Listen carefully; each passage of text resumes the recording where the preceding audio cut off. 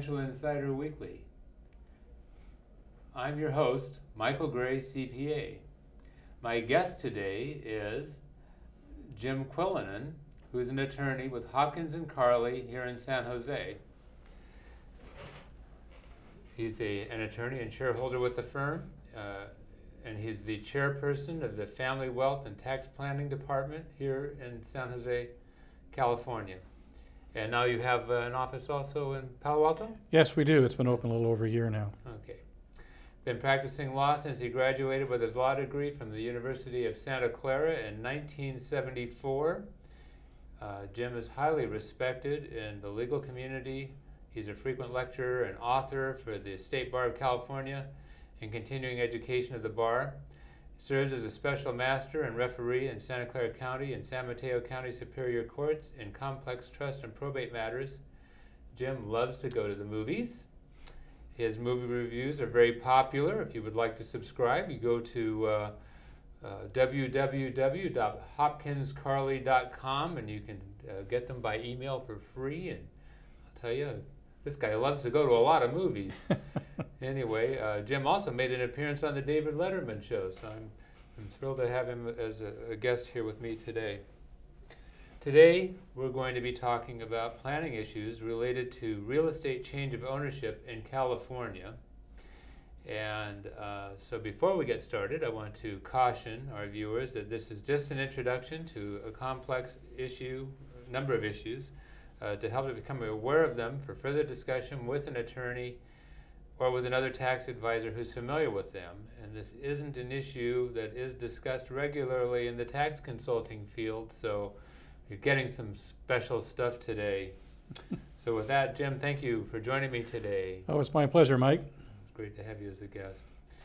All right, let's get into our questions. First, why should California residents who own real estate be concerned about change of ownership rules when they're doing income and estate tax planning? Well, it gets back to the core analysis. Some of us remember good old Prop 13 Yes. from the late 70s, which has a lot of people having artificially low assessed values for their property. And you're able to keep that low assessed value, despite what the true fair market value of the property is, until there is a change in ownership. And change in ownership is a defined term. Classically, if you sell your house, you sell it to a third party who's not related to you, that's going to be a change in ownership, and there's going to be a reassessment at that time, and the property taxes then will increase. Generally, it's 1% of the assessed value plus bonded indebtedness. So if you've lived in this valley for a long period of time, you may have a piece of property that has a fair market value of $1 million, but you only paid a couple $100,000 for it. And they can increase the value a little bit every year, 2% under the rules. And so you might now have a tax base of $400,000, and that rate would be $4,000 a year property tax. But if you sell it for $1 million, that's a change in ownership. The rates that property tax is going to be $10,000 a year or thereabouts. And as I like to say, this is the gift that keeps on giving, because once it goes up, it's up every year, and then it resets the base, and then you have that 2% automatic adjustment every year moving forward. And so over a period of years, that additional property tax can be fairly significant. And when people are doing estate planning, you may restructure your ownership of your real estate for a variety of reasons, and that can trigger reassessment under these rules. And so understanding how those triggers are and what the exceptions are is very important. So that's why we have to do it when we're dealing with trusts and estates. Right. So just, again, for people to get an idea of what we're talking about, first of all, we may even get some people that see this that aren't even in California, and maybe they're just curious, I don't know. Mm-hmm. But I bought my home that I'm in right now in 1978 for about $100,000. That home now is worth maybe about $700,000. So it's a big change of what's happened. Now, there have been adjustments, collapse in real estate prices in general, but it's not quite as dramatic, at least not in Santa Clara County, as it is in some other places. So, and it all depends on when you got it. You know, so if you got it 2 years ago or 3 years ago, maybe it'll actually go down. And that there has been a lot of that. There's been a lot of reassessment downwards. You can ask the assessor's office to reappraise your property if you think it's dropped in value. Yes. And they will do that for you. Mm-hmm. They're very busy doing that at the moment. Yes. So if in fact it has dropped, it's, you know, where we are here, there haven't been precipitous drops, but if you've bought real estate in 2006, 2007 out in the Central Valley, you may have paid $400,000 or $500,000 for a home out there then that's now worth $150,000. Yeah. That's a huge change. Yes. And there are you can just, actually it's very easy to do. You can get these forms are available on the web, or you can call up the assessor's office in the county, and they'll send you the form and they'll go out and reappraise it for you. And if in fact it has dropped considerably in value, they'll adjust your base downward. Right, but that's sort of a temporary adjustment. So Correct. what we're talking about is like the real base that sort Yes. of, like you said, it is the Yeah. gift that keeps giving into Mm-hmm. the future. All right, well, what exceptions for reassessment apply for families? Well, there are well, actually it's really three major ones. The first one is that any kind of transfer to a spouse Mm-hmm. or a registered domestic partner is 100% exempt, anything. Mm-hmm. So whether it's your home, commercial property, if you transfer it to a spouse or a registered domestic partner, that is not considered a change in ownership. It'll trigger revaluation. Then the next category is children, and there's two rules that deal with children.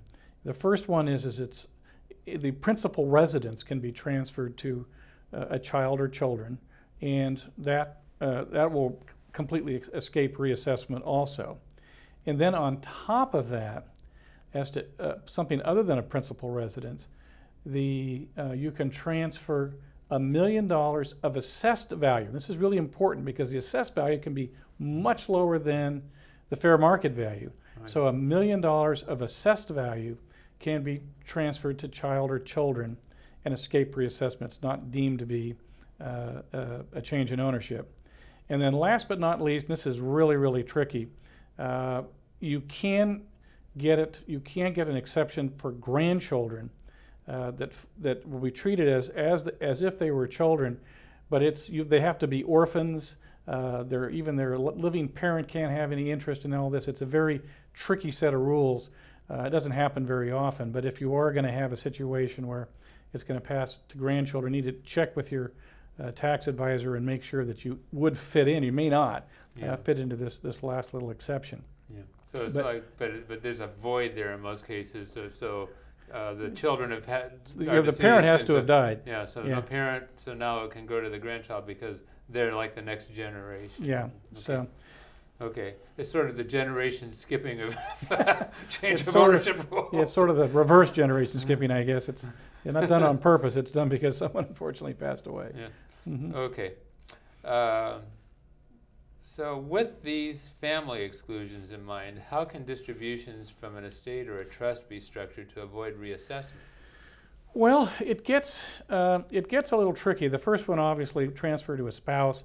It can be transferred in a trust to a spouse, and then from that spouse to the children, so you can sort of layer your reassessments. But here's the catch-22, or the trick that you got to watch out for. I have 3 children. Mm-hmm. Only one of them wants my house. Yeah. Okay. How do I transfer that house to that one child, and then have that child get the reassessment and have the balance of the family members, treated fairly? And it's important how you structure all that, because if the 3 children actually go on title to the house, and then the one child ends up with it, that's considered being transferred 2/3 from the sibling, two siblings to the other sibling, which will trigger reassessment. So what you have to do is either design in the estate plan the balancing, or you have to have the 3 kids figure out, okay, Johnny wants to have the house, and 2 other people are going to get the money. How do we do that? Now the good news is you could actually do a refinance of the house inside the estate or inside the trust administration to generate the cash so that Johnny gets the house subject to the loan and the other two kids get the money. But that's got to be done just right. And so it's technically called a non-prorated distribution, and it's completely legal, but if you don't do it the right way, it's not going to work. And I've had this happen more than once, where somebody jumps the gun and does the deed transferring the house out to the three kids, and it's pretty hard to put that cow back in the barn when that's happened. So, Right. so that's it. You think about it at the front end. You can also think about it in terms of it's like a commercial property. Maybe you'll decide, okay, I want one particular child to have this, and you can give them, say you're going to get it, and you get the, the exemption for that too, and then make it up in some other way to the other kids, because it can be significant. And if it's commercial property, maybe all three of them will go on title together, and that's fine. If they're all three on title, they all get it together. But if one of them transfers it out, it's going to get reassessed as to that pro rata share. Yeah. So you want things to sort of be settled up, if you will, in the distribution plan itself, rather than after the distribution happens. Yeah. Well, even if it hasn't been addressed in the actual planning stage, when you get to the administration stage, you can still make it happen, right? You just got to make sure everyone is on board with the techniques, and you're in a position to do it and not fall into one of these traps. Right. So. The other thing, of course, is what happens when the county assessor's office gets the paperwork for this stuff. Are they letting this slide, or are they putting it under the microscope?